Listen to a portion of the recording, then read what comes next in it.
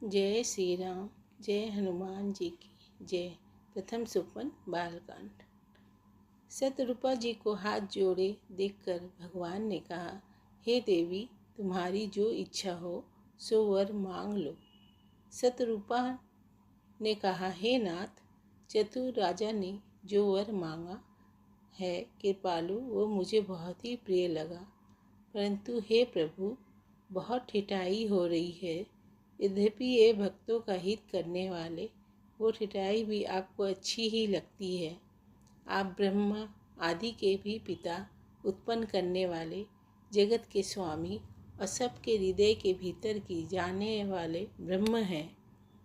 ऐसा समझने पर मन में संदेह होता है, फिर भी प्रभु ने जो कहा वही प्रमाण सत्य है।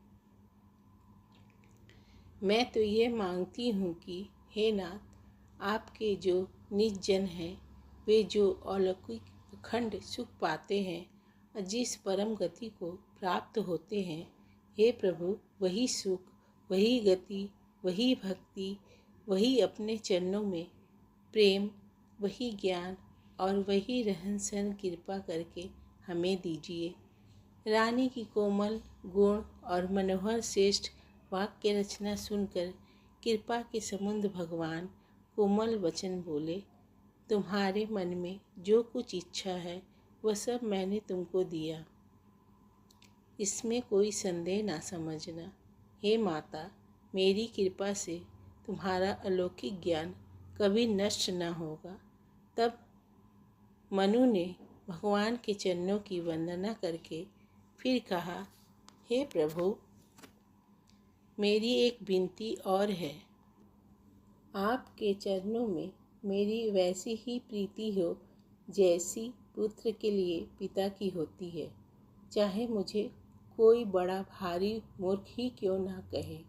जैसे मणि के बिना सांप और जल के बिना मछली नहीं रह सकती, वैसे ही मेरा जीवन आपके अधीन रहे, आपके बिना ना रह सके।